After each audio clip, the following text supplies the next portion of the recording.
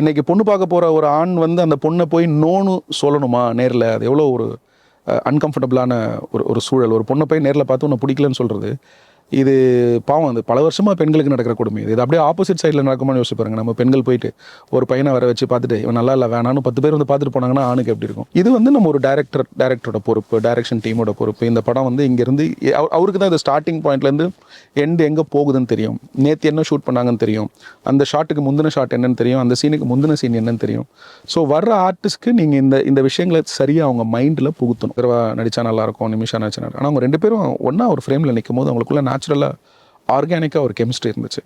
அதுவும் திவ்யாவும் ஆனந்துக்குமான கெமிஸ்ட்ரி அது இருந்துச்சு. ஸோ அது ஒரு மேஜிக் தான்.